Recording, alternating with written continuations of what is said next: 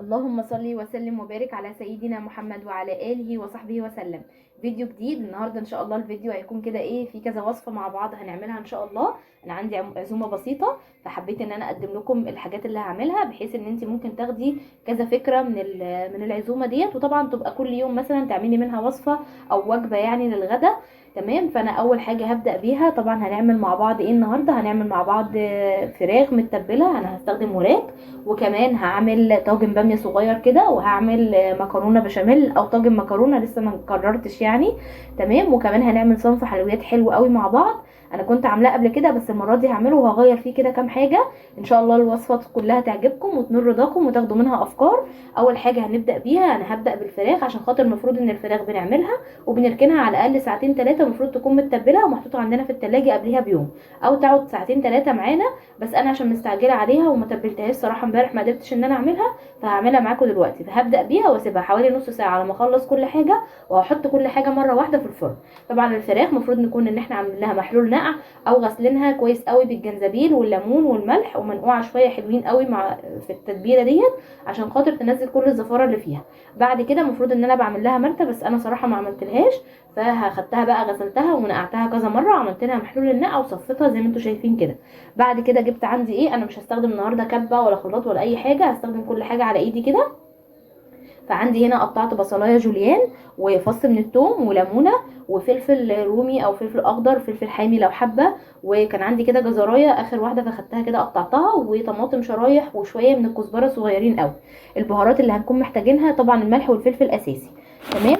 لو عندك التذكره اللي هي خلطه ال11 بهار دي، انا جربتها حلوه قوي صراحه وجميله يعني، ممكن تستخدميها. ما عندكيش عادي ممكن نستبعدها. حبهان مطحون، معلقه كبيره من الصلصه. طبعا المفروض ان احنا في الوصفه دي بنحط كوبايه زبادي، بس انا ما عنديش زبادي. لو عندك لبن رايب ممكن تحطي شويه صغيرين، انا ما عنديش لا ده ولا ده، فهاخد شويه صغيرين من اللبن السايب عشان خاطر تطري الانسجه شويه بتاعه اللحمه عندي. وكده كده انا مستخدمه وراك اساسا، فالوراك بتبقى اطرى كتير من الصدور.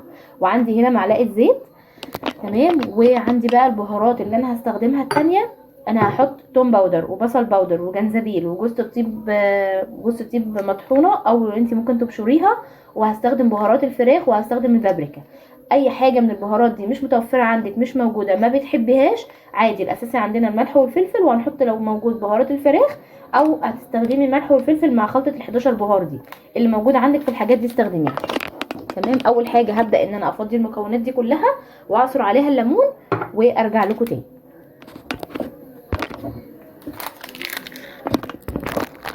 دلوقتي انا حطيت الزيت وحطيت البهارات كلها ما عدا بس الملح والفلفل اهوت هضيفهم. وكمان هحط خلطه ال11 بهار.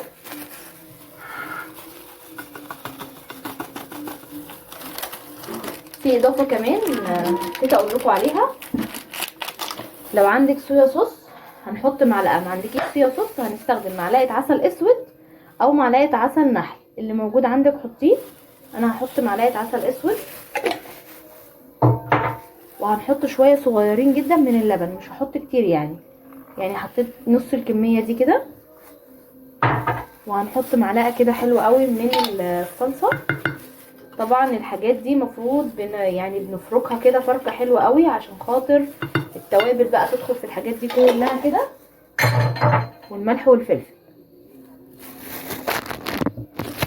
دلوقتي بقى انا خلطت الحاجات كويس جدا. هبدا ان انا انزل بالفراخ، المفروض ان انا هتبلها بصوا من كل حته يعني. المفروض ان انا همسك سكينه بقى كده، وهبدا ان انا اغرزها كده في الاماكن تحت اللحم عشان خاطر عايزه التتبيله توصل لكل مكان فيها. فهعمل بقى كده بالشكل ده. بصي شقلبيها بقى، حطي في كل حته فيها تتبيله، وهتجيبي صاج كده او صينيه تدهنيها زيت من تحت، وهتحطي بقى فيها الفراخ كده بنرصها واحده واحده. هتبلها واحشيها كلها كده، احشي واحده معاكم اهوت. وهحط بقى كده تحت الجلد وفي الاماكن اللي انا غرست فيها اللحمه، يعني غرست فيها السكينه في اللحمه عشان خاطر توصل لها التتبيله والحاجات اللي احنا عاملينها دي. تمام. هرصها بقى في صينيه وارجع لكم. كده خلاص بقى انا تبلت الفراخ زي ما انتم شايفين. كمان كنت خدت بقى القوانص والرقب والحاجات دي، تبلتها برده وحطيتها. وغطيتها بقى كده بالبصل والحاجات دي، وهرش عليها شويه زيت من فوق، وهغطيها بورقه السلوفان. تمام. لو ما عندكيش ورق سلوفان ممكن تغطيها باي صينيه على قدها او باي غطا عشان خاطر ايه تستوي كده، وبعد كده نبقى نشيل بقى الغطا من عليها ونحمرها تحت الشوايه. دي كده اول وصفه معانا خلصت. يلا بينا نبدا في تاني وصفه.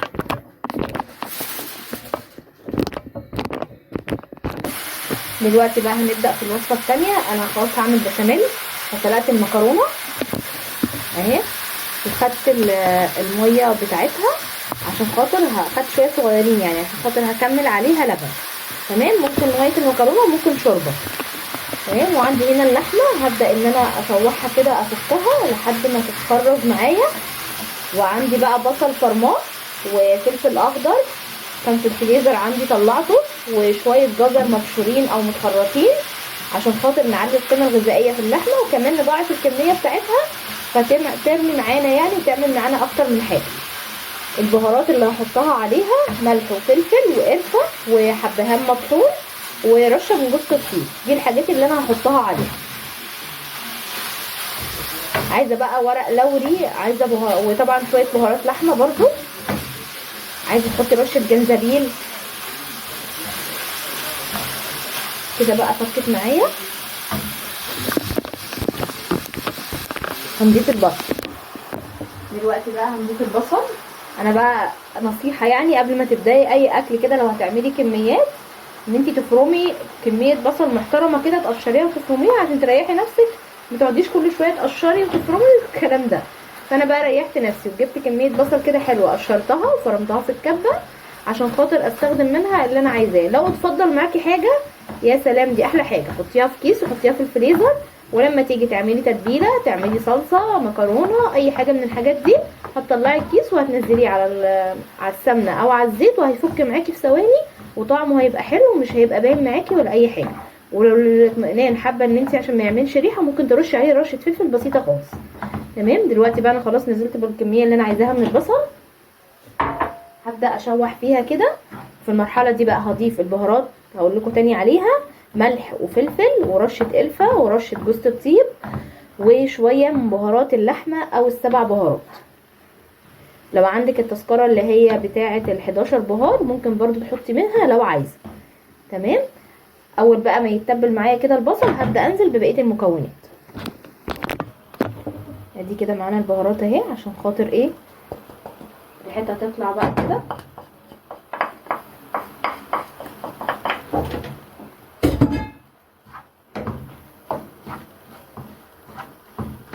كده بقى البصل معايا خلاص يعني ايه اخد تتبيله كده من البهارات وكمان طري معايا. فهبدا انزل بقى ببقيه المكونات عشان اسيبها بقى تستوي كده مع بعضيها وابدا اشتغل في البشاميل. طبعا الخضار اللي احنا بنحطه دوت بيبقى حلو قوي ومبيبقاش باين، وكمان ممكن تبقي بشراه اكتر من كده. يعني انا يمكن الجزر المبشور خلص فخدت شويه من اللي هم متقطعين للبسله. كده كده هيطرى على النار ومش هيبقى باين، وهنضاعف كميه الحاجه وكمان هنحط فيها قيمه غذائيه حلوه وطعمها بيبقى حلو ما بيبقاش وحش. جربوها كده. ممكن كمان تجربي حاجه بسيطه لو انتي اول مره تعملي الطريقه دي، جربي حاجه بسيطه وان شاء الله هتعجبك. هسيبها بقى كده على النار وهنبدا ان احنا نشتغل في البشاميل. دلوقتي بقى هنبدا نعمل البشاميل، بس انا هعمله على البارد عشان خاطر ما ازودش كميه الدهون او السمنه او الزيت اللي انا هستخدمها، يعني شويه صحيا يعني. فانت لو حابه تعمليه مش على البارد برضو براحتك. في فيديو انا كنت عاملاه عليه مش على البارد. عندي هنا شويه ميه مكرونه وحاطه فيهم معلقه من القشطه، وهبدا انزل باللبن.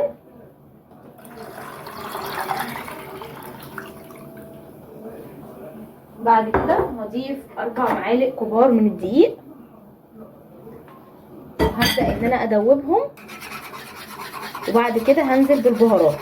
انا بحب احط الجبنه جوه البشاميل عشان خاطر تسيح معايا حلو قوي واخد المطه اللي انا عايزاها. وكده كده انا بحط من البشاميل على المكرونه فبتمتص معايا بقى الجبنه والكلام ده. عايزه تحطيها على الوش تمام حطيها. انا برضو بحط احيانا على الوش لما بكون واثقه ان الجبنه حلوه قوي وبتمط وجميله، لان ساعات لما بحطها على الوش في جبنه بتبقى الجوده بتاعتها مش قوي فبتنشف معايا.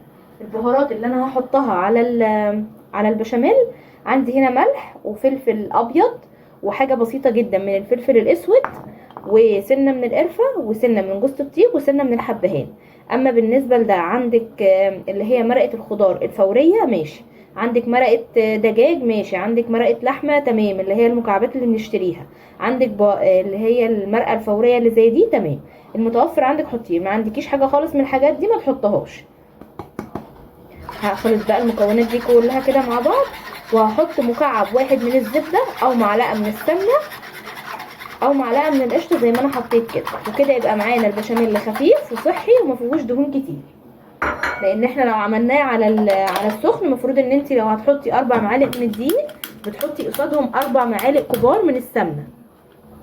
هفضل بقى اقلب فيه عشان خاطر يدوب كل حاجه مع بعضيها لحد ما اوصل لدرجه التقل اللي انا عايزاها. انا ما بحبوش تقيل قوي، بحب اعمله وسط او خفيف كمان عن الوسط، عشان خاطر كده كده لما هيتحط على المكرونه ويدخل الفرن هيبدا يتقل، فما يبقاش تقيل معانا قوي، او خرطه المكرونه ما تحسيهاش ان هي ناشفه قوي، لكن لما تبقى جوسي كده بيبقى طعمها جميل قوي وحلوه، والمكرونه كده بيبقى طعمها جميل قوي. كمان المكرونه انا سلقتها ما سلقتهاش على الاخر، انا سلقتها 3/4 سوا، سبت فيها حاجه بسيطه يعني 3/4 او اكتر كمان سنه، يعني حاجه بسيطه خالص بتسيبيها فيها، وما غسلتهاش عشان خاطر النشا اللي فيها يربط معايا المكرونه مع بعضيها.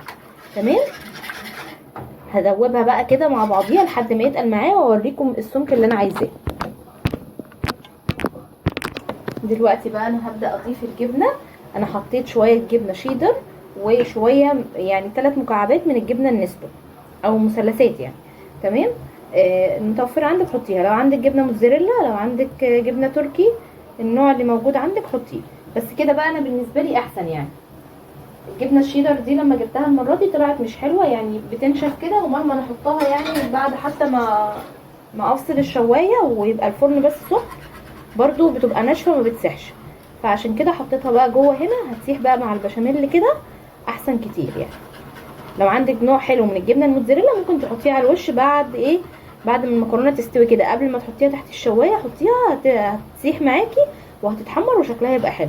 ما عندكيش بقى جبن خالص وعايزه وش المكرونه يبقى معاكي حلو، هتجيبي بيضايه وتحطي عليها سنه من اللبن وشويه ملح وشويه فلفل وتضربيها كويس قوي، وتقومي حطاها كده ومعلقتين بشاميل كبار، وتضربي الحاجات دي كلها مع بعض وتحطيها على وش المكرونه. ريحتها وطعمها وشكلها بيبقى تحفه، وانا عملتها قبل كده صراحه جربتها عجبتني قوي.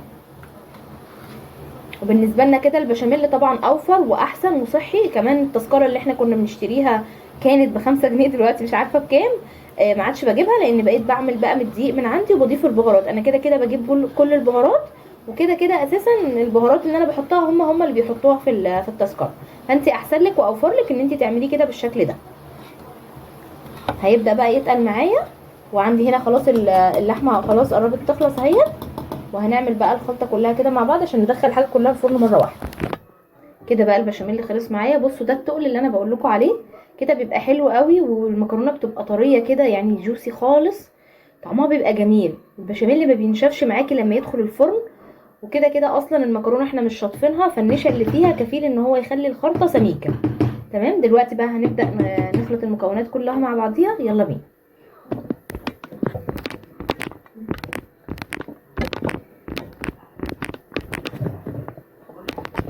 دلوقتي اول حاجه انا عملتها حطيت معلقه صلصه على المكرونه.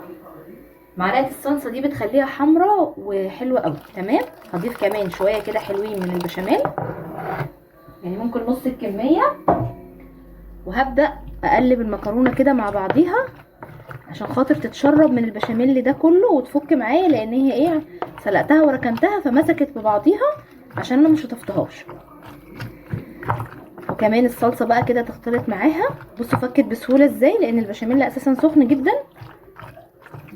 عايزه بقى تقلبي اللحمه على البشاميل اقلبيه، عايزه تحطي وراق اعمليه، اللي يريحك اعمليه. انا كل مره يعني بخلطها مع بعضيها، فالمره دي كده هعملها راق وراق بس كده. دلوقتي بقى انا جبت البايركس اهو، هبدا احط فيه شويه بشاميل كده من تحت. ما حطيتش زيت ولا اي حاجه، حابه تحطي سمنه عشان خاطر تطمني يعني ان هي مش هتلزق. تمام. وهبدا انزل بنص كميه المكرونه بالشكل ده كده، بصوا بقى البشاميل كده ايه غرقانه كده فيها، انا بحبها كده بالشكل ده. تمام. وبعد كده هضيف اللحمه في النص وهفردها كده.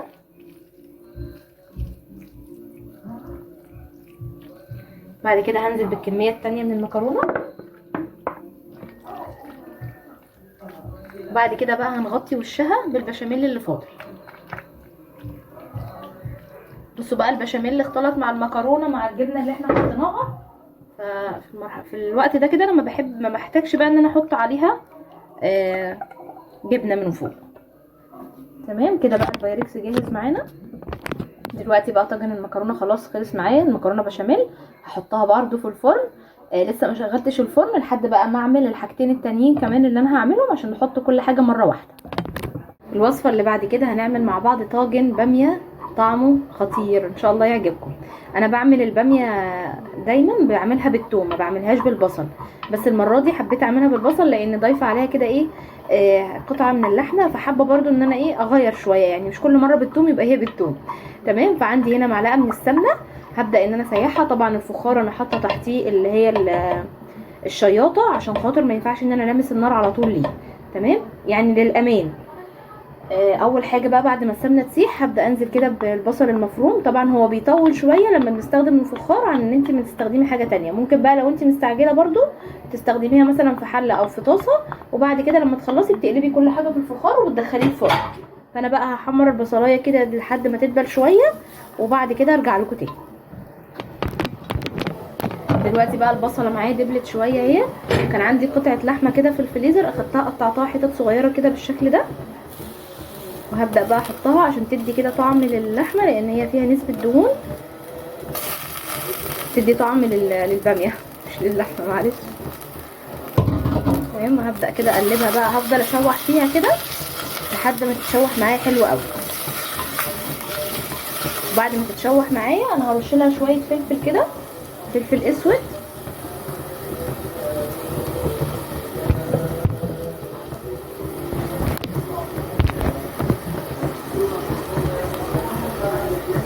تتشوح حلو. مش هحط طبعا ملح دلوقتي يعني، هشوحها شويه وبعد كده هنزل بالصلصه عليها. دلوقتي بقى انا اضفت الصلصه، هحط بقى الملح والفلفل عشان خاطر تتسبك كده مع بعضيها. كمان عامله فص ثوم كده على فلفل اخضر هحطه. يا سلام بقى لو في يعني اللي هو الهون ده اللي احنا ندقه فيه كده بيبقى حلو قوي. تمام. طبعا عندي الباميه المفروض ان احنا هنضيفها متجمده، لازم تكون متجمده، تطلع من الفريزر متجمده. طبعا لو فريش هتستخدميها عادي يعني. تمام. لو في بقى شويه شوربه كده ممكن نحطها عليها. انا ما عنديش شوربه غير مجمده فمش هطلع بقى من الفريزر، فهحط شويه ميه بس وهسيبها. اول ما تغلي هعصر عليها نص ليمونه وهدخلها الفرن. دلوقتي بقى انا هحط بس رشه سكر كده صغيره عشان خاطر الطماطم ديت كانت مضروبه دلوقتي عشان تعادل الحموضه، وكمان عشان اللحمه قطعه اللحمه دي تستوي معايا بسرعه. تمام. دلوقتي بقى هي فكت خلاص، هي هعصر عليها عصره الليمون وهغطيها وادخلها الفرن بقى تستوي كلها كده في الفرن عشان يبقى طاجن. هنعمل بقى طاجن رز معمر كده. انا غسلت الرز وحطيت معلقه من الملح وعندي كان قشطه وش اللبن. هبدا اخلط الرز مع الحاجات دي كلها. لو انت بقى عايزه تاكلي طاجن كده حلو قوي تخليه كل رزايه متغلفه بحاجه بالقشطه ديت كده مع الملح، هيبقى طعمه حلو قوي. ويا سلام بقى لو اللبن مغلي وحط عليه برده معلقه قشطه ووش اللبن ونزلتي عليه بيه برده بيبقى طعمه حلو قوي.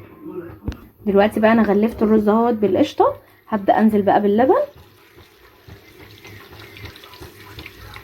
وهنزل كمان بالميه، وهتاكد بقى ان المعيار كده مظبوط. كده المعيار معايا مظبوط. هدخله بقى على الفرن. الفرن سخن وحطيت بقى فيه الفراخ والبشاميل وكمان طاجن الباميه، وهدخل بقى فيه دوت. خلاص الاكل كله يستوي وهروّلكم. هنعمل صنف الحلويات دلوقتي مع بعض. دلوقتي بقى هنعمل صنف حلويات مع بعض. صنف الحلويات المره دي انا عملته معاكم قبل كده بس كان بمقادير شويه مختلفه عن ديت. كانت بمقادير اللي هي الطريقه المفروض المظبوطه اللي نعملها بيها. المره دي بقى المقادير كلها مش متوفره عندي، فانا حبيت اجرب بحاجات تانية واشوف النتيجه هتكون ايه. لو النتيجه طلعت تمام هقول لكم تمام ان شاء الله، وهنزل لكم الوصفه. النتيجه طلع فيها حاجه او مختلفه شويه فهقول لكم برده ان شاء الله. هنعمل تشيز الكنافه. المقادير اللي انا هكون محتاجاها: عندي هنا الكنافه كانت في الفريزر، طلعتها وهي يعني شويه متجمده، فركتها في الكبه، فرمتها يعني عشان تبقى متفتته معايا بالشكل ده. وعندي لبن، وعندي سكر بودره، وعندي كريم شانتيه، وعندي 2 باكت فانيليا. والمكونات المختلفه المره دي المفروض ان احنا بنستخدم جبنه، تكون اي جبنه كريمي، تكون ما فيهاش ملح. فانا ما عنديش غير الجبنه المثلثات ديت، وهي برضو الملح فيها ما فيش خالص، فهستخدمها. تمام. ومفروض ان انا استخدم كريم باستري او علبه قشطه حلويات، او كريمه خفق بتاعه الحلويات. فانا ما عنديش حاجه خالص من الثلاثه دول، فهستخدم قشطه وش اللبن اللي موجوده عندي، يعني هاخد منها شويه واستخدمها. تمام. هي دي الحاجات اللي عندي اللي انا هكون محتاجاها. اولا كده هاخد الكنافه احمرها على النار بمعلقه سمنه او معلقه زبده لحد ما تتحمر معايا، وهوريها لكم بعد ما تتحمر. تاني حاجه هاخد المكونات دي كده كلها مع بعض، اضربها في بالهاند بلندر او بالمضرب الكهرباء لحد ما تبقى معايا زي الكريم شانتيه كده. هحط قد ايه؟ هحط كوبايه من كريم الشانتيه، عليها كوبايه الا ربع من السكر، عليها كوبايه حليب، وممكن تزيد وممكن تقل، هننزل تدريجيا لان الكريم الشانتيه بيبقى مختلف كل نوع عن التاني، ده سايب. تمام. وعندي هنا هاخد حوالي 4 معالق من قشطه وش اللبن، و8 مكعبات من الجبنه، و2 ظرف الباكت الفانيليا. دول كلهم كده هحطهم على بعض واضربهم بالمضرب. لو عندك الجبنه البريزيدون او الجبنه الكيري هتاخدي 4 مكعبات، ما عندكيش غير ديت هاخد منها 8 عشان دي بتبقى مختلفه شويه عن التانية القيمه بتاعتها بتاعت الطعم بتاعتها بتبقى عاليه شويه. لو عندك الكريم باستري هتاخدي منه نص كوبايه، لو عندك كريمه الخفق هتاخدي منها كوبايه، لو عندك القشطه اللي هي بتاعه الحلويات هتاخدي منها العلبه اللي انت هتبقي جايباها، بتبقى صغيره شويه، كنت جايباها قبل كده معاكم موريها لكم، الفيديو اصلا موجود على القناه. تمام. هعمل بقى الحاجات دي كلها، احمر الكنافه واضرب الحاجات دي مع بعضيها وارجع لكم. دلوقتي بقى انا حمرت الكنافه اهيت. هبدا بقى ايه، انا جبت كده علبه من اللي هي بتاعه برده الكنافه اللي بتاعه المحلات. ماشي. والكريمه عندي هنا هي عملتها، وهبدا انزل بقى كده. طبعا هي بتبقى رق بسيط خالص من الكنافه، ما بيبقاش كتير. الرق الكتير هو اللي بيكون الكريمه.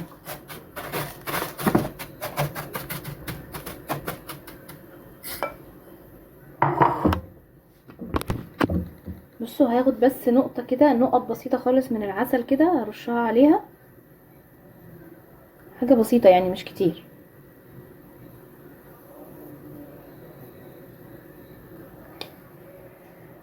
بعد كده بقى هاخد من الكريمه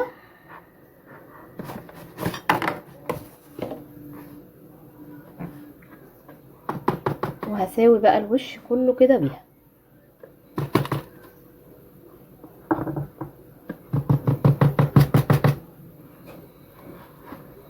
ساوي بقى الوش كده، ساوي بقى الوش وارجع له. بعد كده بقى هضيف المانجا،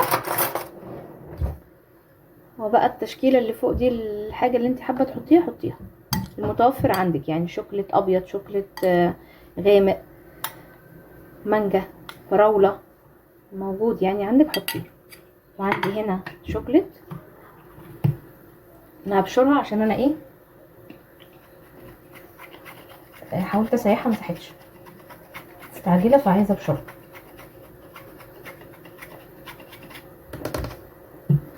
تمام. وعندي هنا صوص توت،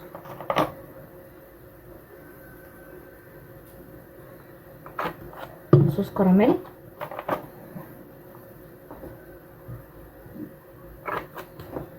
صوص فراوله. صوص الفراوله خلصان بقى خلاص، مش مشكله. بس ده كده الشكل بتاعها.